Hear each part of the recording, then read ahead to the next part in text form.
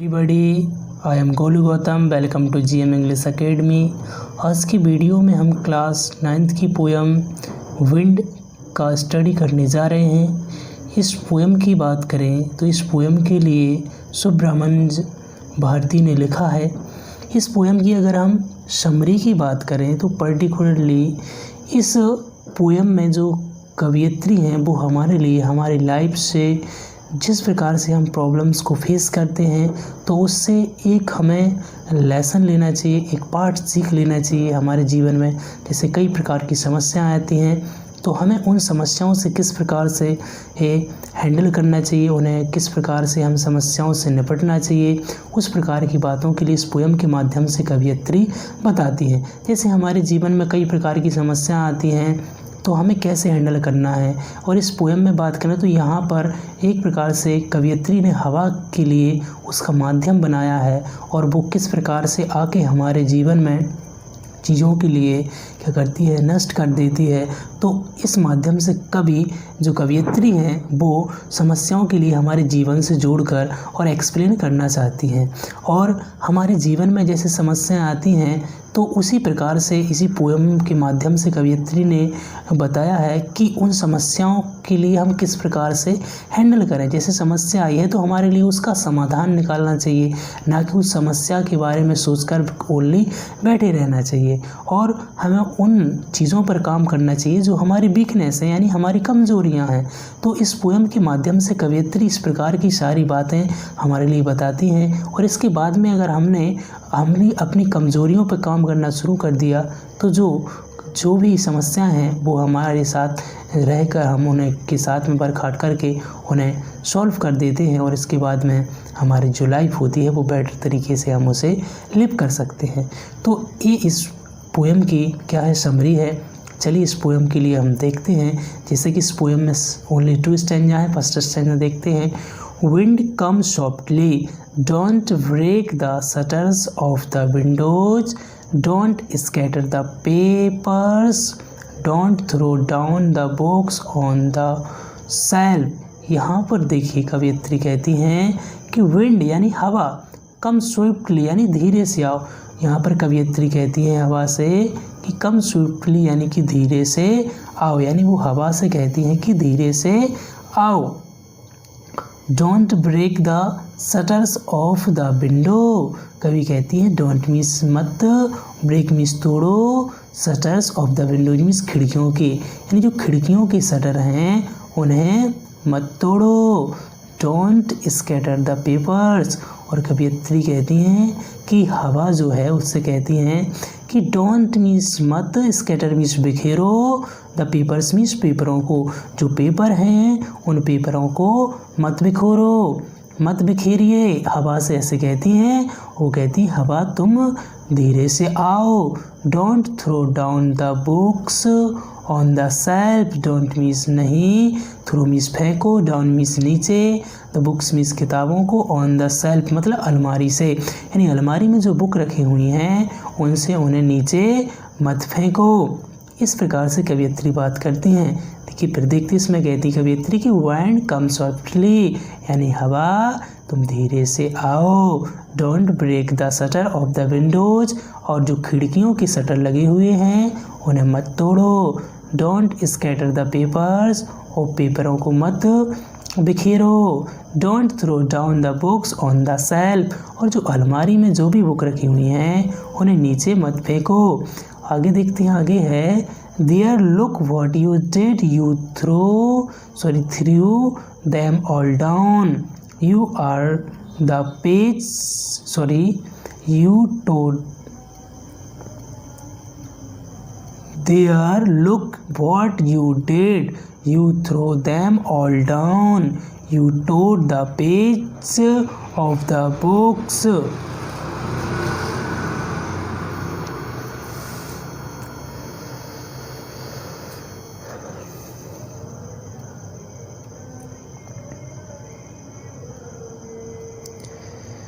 यहाँ आगे देखिए, आगे देखते हैं कि there look what you did, you threw them all down, you tore the page of books, you brought rain again, you are very clever at poking fun at weakling. यहाँ पर कवियत्री कह रही हैं कि देखो, देयर लुक, वहाँ देखो, व्हाट यू डिड, जो तुमने किया है, यू मीन्स तुमने, थ्रू मीन्स फेंक दिया है, देम ऑल डाउन यानी जो वहाँ सामान था उन सभी को नीचे फेंक दिया है, you tore the page of the books. और यहाँ हवा से बात करते हुए कवियत्री कहती हैं कि यू मीन्स तुमने, टोर मीन्स फाड़ दिए हैं, द पेज मीन्स पन्नों को, ऑफ द बुक्स मीन्स किताब के, तुमने किताब के पन्नों को फाड़ दिया है। You brought rain again, you means तुम, ब्रॉड मीन्स लाए हो, रेन मीन्स वर्षा को, अगेन मीन्स फिर से, और तुम फिर से वर्षा को लेके आ गए हो यानी फिर से बारिश होने लगी है। यू आर वेरी क्लेवर, कवियत्री कहती हैं बारिश से कि यू मीन्स तुम, विंड से, हवा से कहती हैं कि यू आर वेरी क्लेवर, कि तुम बहुत चालाक हो, एट पोकिंग फन, तुम मजाक बना रहे हो, एट वीकलिंग मतलब कमज़ोर व्यक्तियों का, कमज़ोर लोगों का तुम मजाक बना रहे हो। यहाँ तक कवियत्री ने बात की है। आगे है frail crumbling houses, crumbling doors, crumbling rafters, crumbling wood, crumbling bodies, crumbling lives, crumbling hearts, the wind god winnows and crushes them all.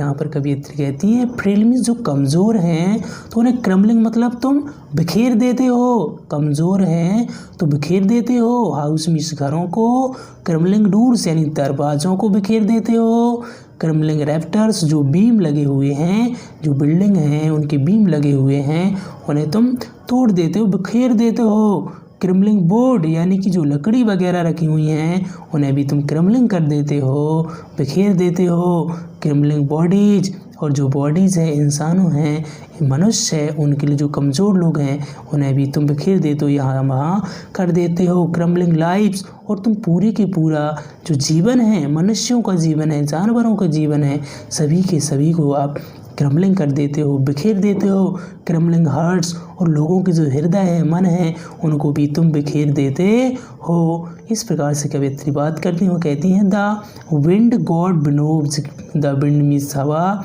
God means भगवान, winnows and crushes them all, जो भगवान यानी कि देवता होते हैं वो इन सारी समस्याओं के लिए अलग कर देते हैं, क्रशेस कर देते हैं उन्हें।